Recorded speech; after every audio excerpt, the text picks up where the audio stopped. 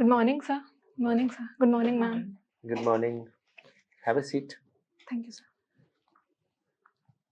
So, Shreya, Yes, your full name is Shreya Shree, or Yes. Shree is your mother's name, or Shree is my last name. My mother's name is Sangeeta. okay. So, Shreya is your last name. Shreya is my first name. First name. Shree is my Shree last is your name. last name. Okay. So, you are from Jabalpur, Madhya Pradesh, Yes, sir. and you have optional is economics, and you have done your bachelor in economic sciences Yes, from IIT Kanpur. yes, sir. Strange mixture because it's an IIT and economics, and you have worked as in research. Uh, what is the designation which you have? Research intern, sir. Intern. Yes, Okay. Reading fiction is your hobby, yes, sir. and besides that, you are fond of Hindi. You have mentioned somewhere. Yes, sir. So is I- it fiction in Hindi mostly? Sir, I mostly read in the English language, Mhm. mainly because I come from a family that is not very proficient in English, and I wanted to improve my language skills. While writing, though, my expression is primarily in Hindi, and even in my college years, I served as the coordinator or the head of the Hindi Literary Society. Okay. All right. So, are you aware about some of the great Hindi poets? So I've read some of them. So should I mention? So few? yeah, so can I give you two lines and can you tell me if you know? I Uh, can try, sir. नर हो न निराश करो मन को कुछ काम करो कुछ काम करो. I've read this poem, but I'm not very sure about the poet. Okay, Mathili Sharan Gupta. Now, what do you know about Mahadevi Verma and Ramdhari Singh Dinkar? Sir, they are two of the four pillars of the Chayavadi movement in Okay. Hindi all right. literature. What about Jaishankar Prasad? Sir, I'm not very much aware of his work. Which is regarded as the most important सर्वश्रेष्ठ हिंदी कहानी किसको माना जाता है? Which story is regarded as the best story in Hindi? The author had written hardly 5 or 6 stories in his lifetime. Sir, I'll have to read more. He comes from Rajasthan. Any idea? I'm afraid not, sir. Have you not read a story called Usne Kaha Tha? No, You have sir. not read it? No, sir. Okay. No, we'll go to some of that. Now tell me, we are now talking about something which is called as independent cinema. Have you heard about independent cinema? So what is independent cinema? Sir, And I can you have- give some examples of independent cinema? Sir, I have very little experience in that field. My understanding is that independent cinema is that which does not come from established production houses, Correct. but rather filmmakers on their own Uh-huh. make these cinema. And Can you give one or two films which can be termed as independent cinema? sir, I'm afraid I do not have much interest in the field, so You are not interested in I it. can't Okay. name. So there are many. So Jallikattu and Lunchbox, even the Kashmir Files which have been produced recently, that is generally termed as independent cinema. All right. Now, can you tell me some of the strengths of Madhya Pradesh? If you have to sell Madhya Pradesh to a foreign dignitary, a group of dignitaries, what will you say? Why they should come and invest in Madhya Pradesh? So the biggest strength of Madhya Pradesh is the recent rise of its agricultural prowess.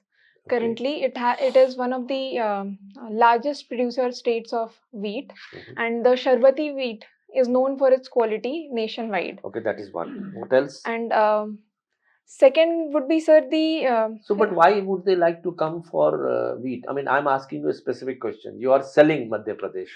yes, Why would they?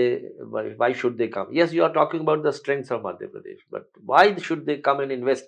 Why should they not go to Gujarat or to Haryana or to any other state? Why should they come to Madhya Pradesh? Sir, Madhya Pradesh can offer large tracts of land, and we also have the recent renewable power source in Okay, so Rewa. one is the cost of land, it will be minimal here. Yes, sir. The second is renewable energy sources. All right. What is the Yes, sir. third one? So third could be the interaction with the tribals, and we have a recent push towards traditional medicines. Okay. And some of the tribes in Madhya Pradesh, their knowledge of these traditional medicines is extensive, but it has not so far been researched in an institutional manner. Okay, and then what is the next one? Any other things about the culture, about the food, about the So, many things to typical of Madhya Pradesh? And so, what about other infrastructural facilities which are there? so in terms of the tourism industry, people can come along the Narmada circuit, where the Narmada originates in Madhya Pradesh in Amarkantak Hills, and that is a very beautiful place indeed. And by the time it reaches Jabalpur, we have Dhuadhar Fall, which at present the natural beauty of this place is very beautiful. However, its entire tourism potential has not so far been exploited. My last question to you would be, what is this Azadi Ka Amrit Mahotsav? What is Amrit about it, and what is Mahotsav about it, and what exactly does it mean? It has been hugely popularized by the government. So, can you throw some light on Azadi Ka Amrit Mahotsav? Sir, Azadi Ka Amrit Mahotsav is mentioned because we are in the 75th year of independence, and we are entering, as our Honorable Prime Minister has named it, the Amrit Kal, between the 75th and the 100th year of independence, where we pursue structural reforms in several fields and reach our highest potential, not just economically but also culturally. Thank you, Ashokji. This war between Russia and Ukraine going on, 2 months have already gone. In what ways does it show opportunities for India? Sir, first of all, as our Honorable Minister has said, India does not look for opportunities out of adversities. That being said, we are exporting, we are coming up as an reliable partner for export of wheat to countries that need it. So that is a place where our export potential can be exploited, and we are also negotiating at the WTO to remove the restrictions related to MSP based procurement of wheat for exports. Can you explain your last sentence again? Remove the MSP based procurement. What? So remove the restrictions on for the food grains that are procured under MSP or similar regimes for food security. They are not allowed to be exported under the current WTO rules. So we are also negotiating so that we are allowed to export them. Are you aware of the current wheat procurement cycle that is going on? Sir, I do not have much data on it. The reports are saying that the procurement by FCI is coming down. It is much less than last year. I'll have to look into it. Most of the wheat is being bought by private sector to export. Now suppose the wheat is exported in great quantity. What will happen? If we support, not support, if we export more than the surplus production, if we support out of the basic needs that are for India's population, then we can face rising prices as well as hunger in our own country as well. There are reports that wheat production also has gone down this year. In that condition, should we not ban exports right away? So, we must also notice that we already have large stockpiles of wheat in the FCI. What we can do is to have a balance between export and our domestic needs. And If there were stockpiles, the government would not be releasing rice instead of wheat. yes, sir, in the recent PM, I think. Very recently, the government of India has released rice replacing wheat to several states. I've read on this. Okay. And any other opportunity that the war has thrown for India? So, our diplomatic engagements have risen across the spectrum. We saw the visits of various dignitaries to our country. Sir. Now, there is a coal shortage going on in the country, and therefore correspondingly power shortage. Why has this coal shortage occurred? So, first of all, is the usual pattern of hike in demand during the summer months has been a reason for coal shortage over several years.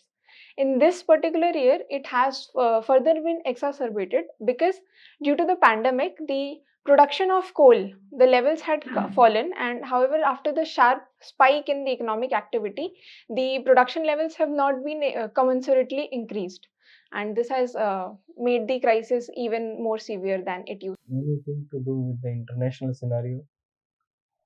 So, oil prices are also rising, so it is the shift of energy consumption pattern towards coal is also increasing demand. Shift of energy towards coal-based energy. Yes, there is a short term. Coal is a cheaper source of energy than oil. So, Okay. So, what is Section 124A and why it was in news? It is consistently in news uh, of IPC Indian Penal Code. the section 124A deals with sedition, and it is generally in news because it has this provision has been used to curb freedom of speech in certain aspects when there is hateful. Why it was enacted? So, it was enacted during the colonial regime itself to basically curb our nationalist movement. Nationalist movement. So, you support that it should be removed because it's in a democratic state. What is your opinion on that? So, the sedition law, which was enacted in India by the United Kingdom, it has been removed there. So there is a precedent for removing the act here as well.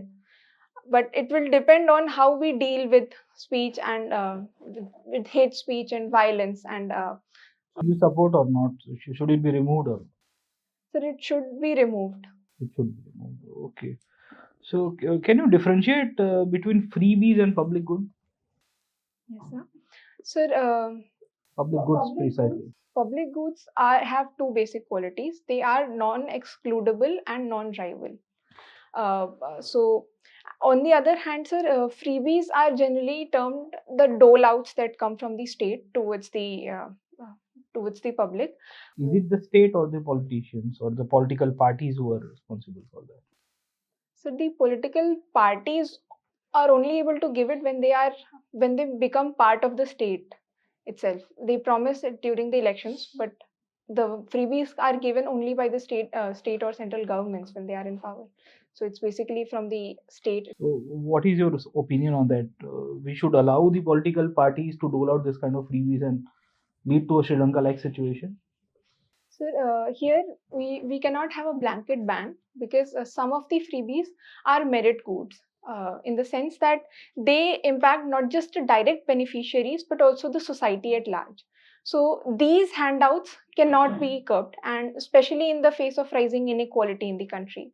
However, other freebies that only have a positive impact for the direct beneficiary, for those, we can work towards alternative structures where those benefits are available through a more institutionalized manner and to a wider part of the society. Can you name which are the freebies which are actually necessary or which can be creating a good impact on the society?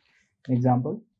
Sir, for example, the Har Ghar Nal Se Jal scheme, water coming to the people.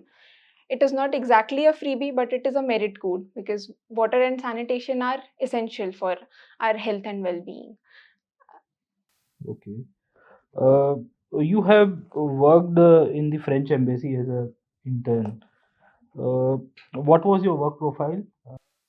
Sir, I was working as a research intern in the Centre de Science and Humans. It is a think tank in partnership with the French government. And my work was in educational inequality in the Indian perspective. Sir. So, how do you see the Indian education system with respect to the French education? You might have studied. So, what are the main differences between the same? My study did not include. Acha, it did not include it. Okay.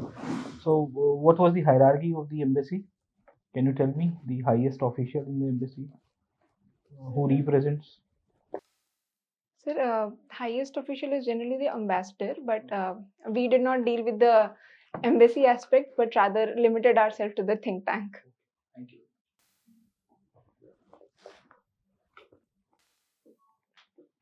Your coordinator for Hindi Sahitya Sabha. How you will define Sahitya, the literature, in one sentence? Sir, Only one sentence here. Sahitya has been called mirror to the society. Sahitya Samaj ka aina hai. I think that's the most apt description of literature. Good. Now, what is the importance of Narmada Valley uh, to Madhya Pradesh?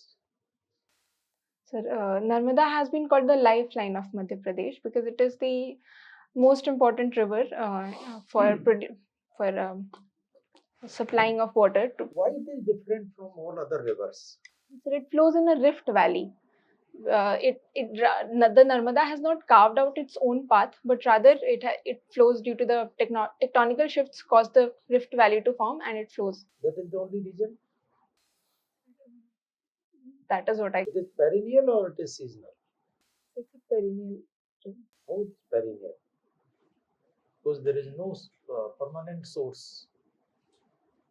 It's not from any glacier. It fills through the mainly through the rainwater, and it has several. The rainwater, then if it is dependent on rainwater, then it will be seasonal. But it contains water throughout the year. That's why it is perennial. But what is the reason? From where it gets its water? You study more on that. Okay. Now tell the importance. Why it is lifeline here? Because of its role in the agriculture of the state as well as the culture of the state, sir. Because in Jabalpur itself, sir, there is a Narmada Aarti at Gauri Ghat, which. Okay, religious, I understand. Then agriculture. What? Sir, some canal systems at the local level as well as some dams are used for irrigation purpose. Dams are also there. Which are the important ones? Sir, I can remember Bargi Dam. It is in Jabalpur district. You have the biggest dam. The biggest dam is in Rajasthan, if I. Rajasthan is not. I can't remember the dam. Talking about Narmada. Narmada Dam. So I can't remember. Indra Sagar, you have not heard? Indra Sagar Dam, the biggest dam in Madhya Pradesh. Okay, your hydel power source is very important one. 35 big dams on the Narmada itself. Okay, tell me, there is general perception about the police that it is inefficient and corrupt. Suppose you are appointed as an SP of a district, what will be your priority to eradicate this corruption? Sir, as an SP of the district, my first step would be to understand what is causing the corruption and. Everybody knows what is causing the corruption. Now it is well known in the last 75 years. So what are the sources of corruption? What are the reasons? Sir, sir, it would still be prudent to establish the local conditions that are causing corruption there. And next, if the corruption is because of the lack of facilities to the police officers. Lack of facilities to the police officers. You give whatever facilities, the corruption will remain there. It is not because of facilities. So my understanding is that a lack of income. Suppose you give more money, more like you see facilities to police officers, there will not be any corruption. I can compare with the defense services, where the defense personnel get adequate healthcare and education facilities, and at the lower levels, especially, there is. They don't have much opportunities, but wherever there is opportunity, even in the defense, there is a corruption. It's not as expansive. Not as high as in the police. Okay, thank you. Shreya, Yes, ma'am. economics. Uh, Given the decline in the economy, what kind of a recovery are we looking at now? Is there a recovery? That's my first question. And what kind of a recovery? Any alphabet you can pick up and tell me what kind of a recovery is it? Ma'am, currently, we are seeing a K-shaped recovery where some of the sectors are rapidly recovering and have even breached the pre-pandemic levels. For example, the services sector, the IT sector specifically in the services sector, it has been above the pre-pandemic levels. However, What is K-shaped recovery? when some sectors perform better than the other and they are recovering at a faster pace, so they look like the upper arm of the K, whereas the other sectors are still in slowdown or in a much slower growth, so they form the lower arm of the K. So a sharp divergence. Yes. Okay. The rest of the sectors. So, in the lower arm of the K shape, we have sectors like the contact intensive services sector, as well as the MSMEs, who have been seeing a crunch since the pandemic. Okay. Your other subject is mathematics. I have not. Economics, maths. I've not formally studied mathematics after. Okay, when is the National Mathematics Day? Ma'am, it is on 22nd December. Why? It marks Srinivasa Ramanujan's birthday. What is Vedic mathematics?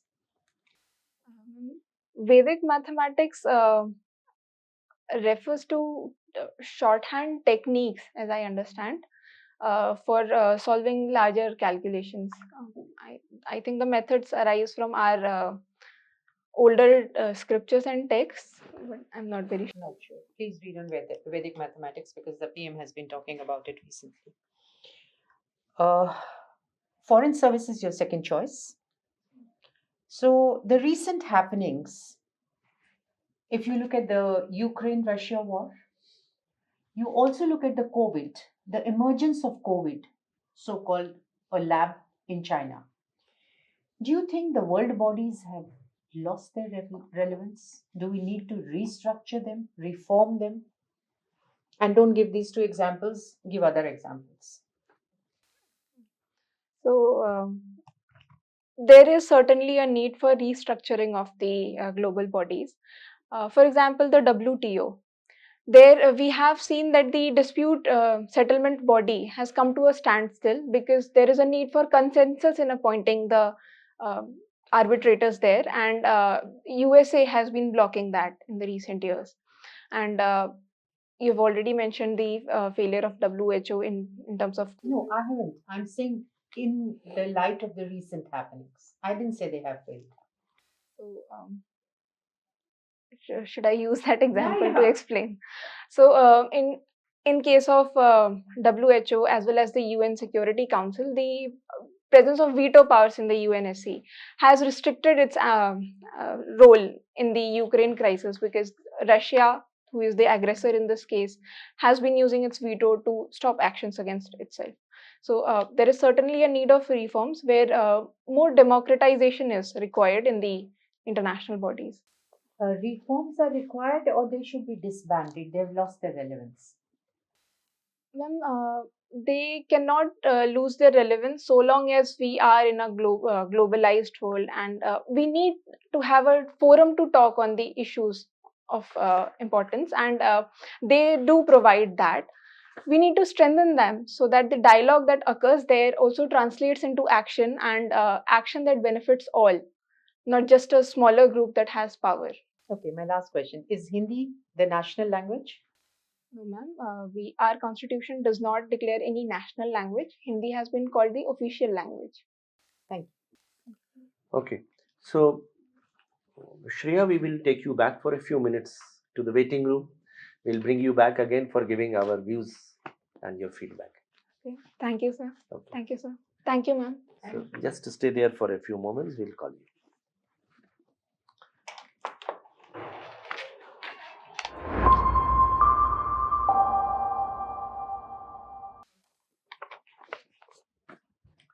Okay, Shreya, so when is your interview fixed? 17th May, sir.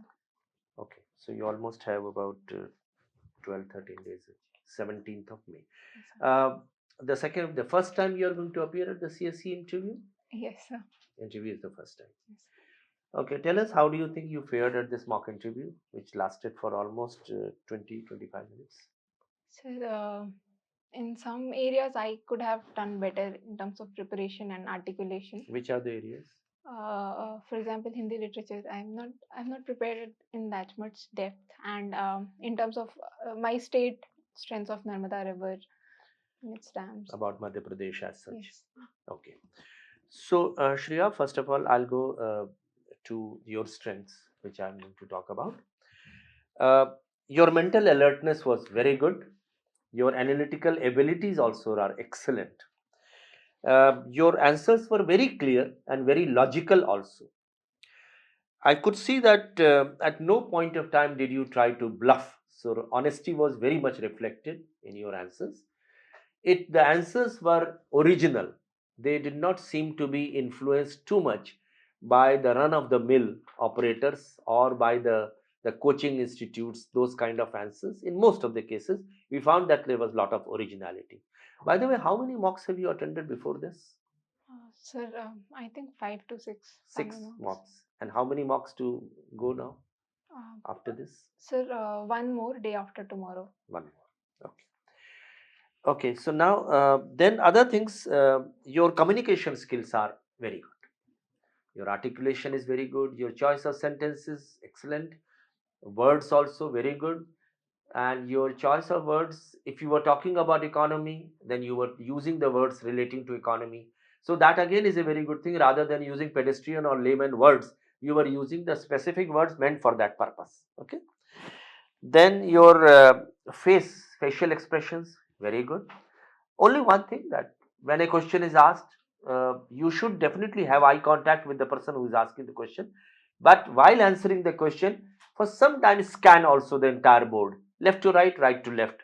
Say about 80% of the time you can have eye contact with the panelist, but then remaining 20% just scan quickly left to right, so that everyone feels that you are also having a kind of communication with them also, and you were very confident. So all these things, and I could also one more thing which I will like to point out, good thing, that while sitting there you were able to think. Sometimes people are not able to think while a question is put up to them which they do not know about. So you were able to think also. So these are all strengths which you possess. Coming now to the knowledge part. So there are three things basically you will be judged on. One is your knowledge, the other will be your skills, how well you communicate, and third is your attitude, positivity and rational. You must be rational while giving answers, you must be ethical, and you must also be secular. Okay, so these are the things. Now coming to the knowledge part.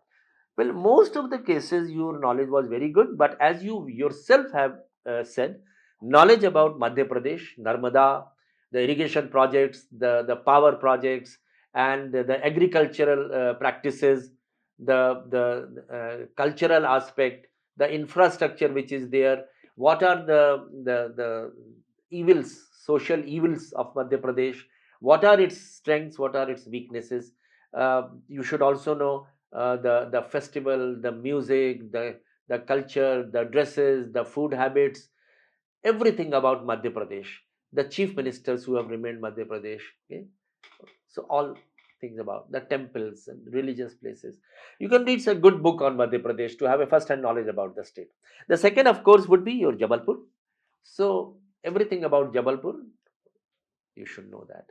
Study the district gazetteer is a good book which you can get from the collectorate or from any department in Jabalpur. Now coming to the economics, your grasp on economics is very good. I would simultaneously suggest to you that you go to the website of Niti Aayog and find out what exactly some of the very important sunrise areas.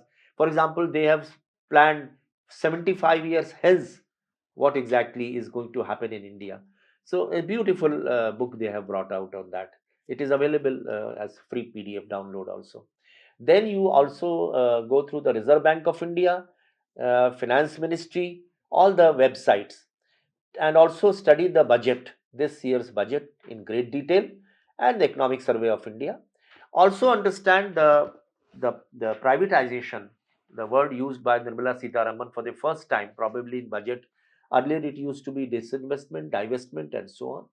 Also study some of the very important terms like the law of diminishing returns, what is the reverse repo rate and repo rate, and monetary policy and demonetization, and the effects of demonetization, positive, negative, okay, all these things. And then also understand the constitution. So read constitution article by article. You still have a lot of time. You must understand the preamble, the directive principle, the fundamental rights, and many articles, impeachment. What is a writ petition? What are the important provisions of the constitution regarding civil services, the protection enjoyed by them, all India services. That will come only when you read the constitution from beginning to the end. Read the laws which are relevant for women protection and empowerment. So there will be domestic violence and dowry prohibition and POSH, and a plethora of equal remuneration, and then the facilities which are there during the conceiving period, and so the maternity benefits, and also the protection in respect of the sex ratio getting adversely affected. So what are the provisions? You must go through the acts. Also go through the public policies, because many questions may arise out of that. So apni beti apna dhan and beti badhao pe, those all the schemes, uh, then things like Ujjwala Yojana and Swachh Bharat and public policy. Then children, so the Juvenile Justice Act and POXO and other things. Then senior citizens. This again is a very interesting thing. Now a new act is there which says how to protect the senior citizen from being turned out of their houses by their children. And read the social measures which have been done by the government, short stay home, and many such schemes which have been launched. So the pensions and all this protection. Then scheduled caste and scheduled tribes. Okay. So this is all you should know. Now coming to the Russia-Ukraine, the situation which was there. So you must know the world order, how it is emerging. And your answer was good when you said that we are not there to exploit the opportunities. It is definitely proving an opportunity, but we will not like to use the Russia-Ukraine war, the situation as it is emerging. So there are the different advantages which India is going to get. You can read about that. One of them you came out very well. And for example, export of wheat, you pointed out that it is taking place now to many countries in the Middle East also it was done.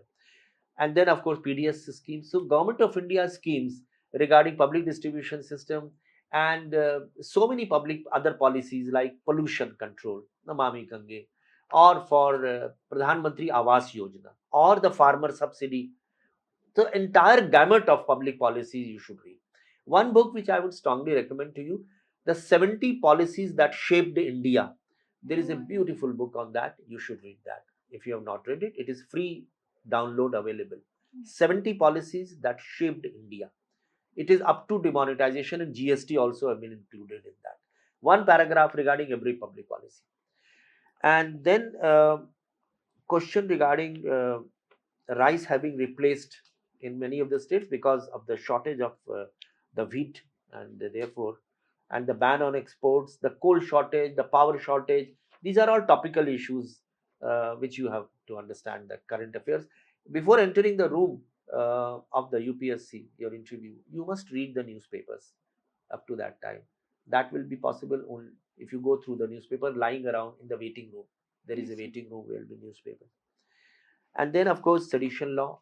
So IPC, at least some of those provisions which are the current things happening now. So homosexuality and sedition, so many things are there. And then freebies and public good, that of course you were able to come out. And then coming to some other issues like the police, corruption in police. So now you said that the salaries, they need to be increased. If you bring increase, well, basically the corruption is not only because of this. It may be to some extent only, maybe one of the reasons. But right now the salary structure is so good everywhere. At the beginning of the service, one is able to get minimum 40-50,000 rupees at a very very uh, junior scale. So that is not the answer. The answer lies somewhere relating to other aspects like ethics, like values, like sanskars, the which have been passed on. So ethical training is very much important. And I would strongly suggest one particular thing, that is called Second Administrative Reforms Commission report by Veerappa Moily, which talks about ethics and governance, which talks about citizen centric administration, which talks about good governance.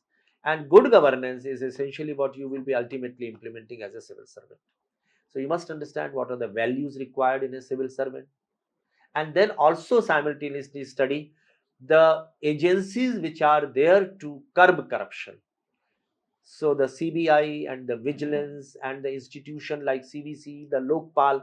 So the corruption in police is, one reason is that it gives quick results. You see, police gives quick results. So therefore, they can easily commit so many excesses against people, and thereby corruption tends to, increase. So there is a need to first of all have very strong measures against corrupt people through the corruption agencies, inculcate ethics and value them, and generally mentoring by the senior officers is also very necessary.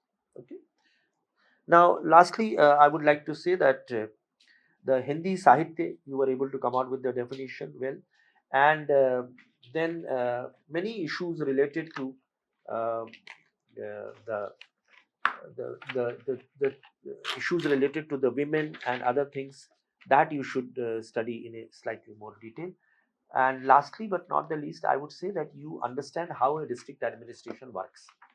Okay, you come from Madhya Pradesh, and Madhya Pradesh, the system of governance, how which are the district officers which are there. So besides collector and the superintendent of police, so know the roles of the collector. Okay, so there are many roles, you go through them. You will, the revenue function is one, the magisterial function is the other, the third is election duties, fourth is the disaster management, fifth is developmental function. Also you need to understand what is how the core how the grassroots level institutions work. So panchayati raj institutions, all the three levels, panchayat, gram panchayat samiti, and zilla parishad, and also urban local bodies. What are the sources of income in a urban local body or in a panchayat? Since economics is your subject, so naturally anything related to revenue expenditure, then direct taxes, indirect taxes, everything can come under your gamut.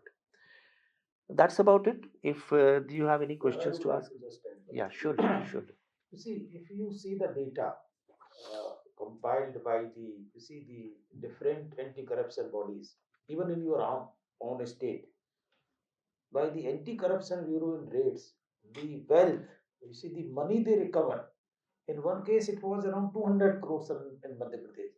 So, in most of the cases, it's a huge amount of wealth which they recover. So, it is not because of lack of salary and you see the facilities. It is because of what chairman just now mentioned.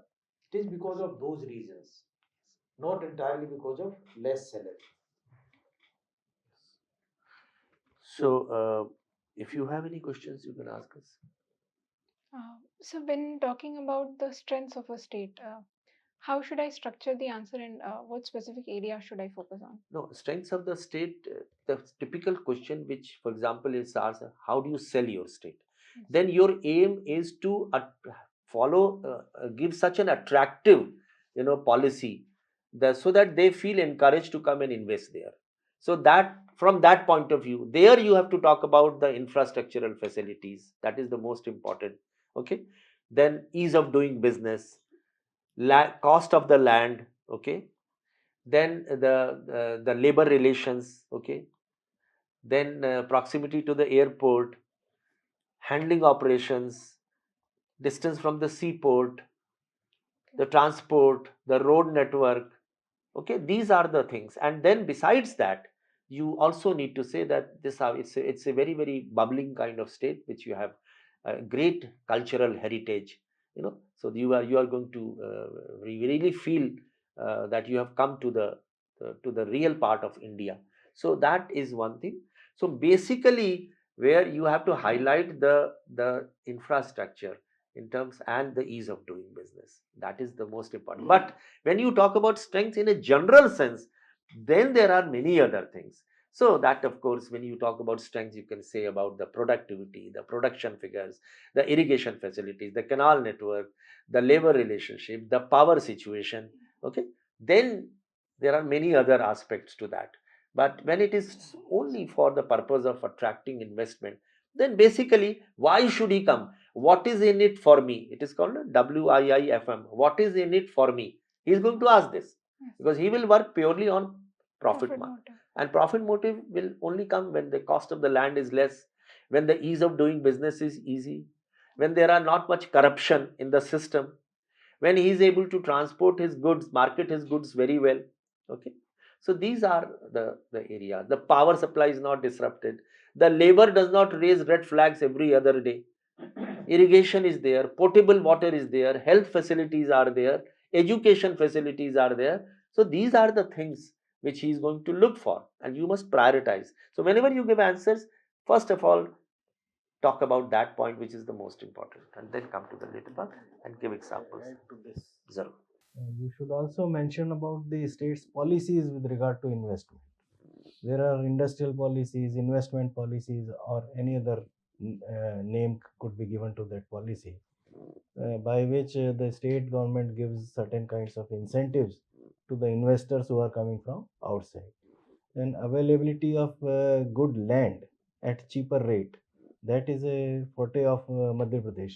You have large industrial areas, well developed industrial areas where land is easily available. So that's a very good selling point. Now, in the current times, like Tata's, they are looking for a location to set up their plant for packaging of the semiconductor chips. That plant they are going to set up, and they are looking at 3-4 states. Madhya Pradesh is not one of them, by the way. But some such thing, the industrialists, the big industries, especially the new and upcoming industries, they look at various states and they compare. A comparative note is prepared by them, and then they finally zero down on one state based on all these things which Chairman Sir has just said and which I am saying to you. Right? So these are the selling points of a state. Taxation, subsidy, interest subsidy you can offer, the state can offer. So there are subsidies, incentives, and various kinds of facilities that the state government gives. Maybe relaxation in VAT, GST, state GST. Just to give an example, Himachal Pradesh, for very long years, it gave huge benefits. So therefore, more and more people came in Baddi and other places, industry. Okay, and it also depends on another factor, uh, the political factor there also. So depending upon who the chief minister is, he is going to stay there. Depending upon how the moral qualities of that chief minister also determine to a great extent. One chief minister, if he is there, then probably the industry would shy away from going to that particular state. But another chief minister may be forward looking and he is really concerned about that.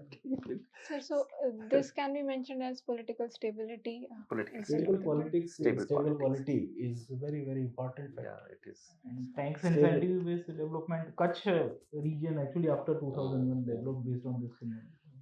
So many foreign companies also, they shy away from coming to India because they feel that if the political one political party changes, the government changes, sometimes the policy will change immediately. So they feel that it is not conducive to long term, staying in that country. So you will do very well. Thank you, sir. Your otherwise you meet everything exceedingly well. Your communication skills, etc. Everything is fine. Knowledge is also. See you selected.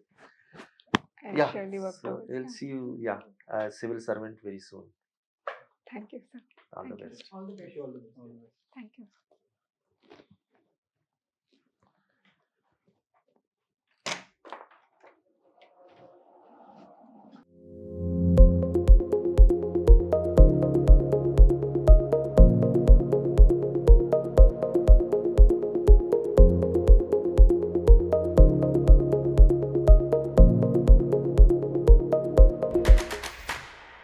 Unacademy. Let's crack it.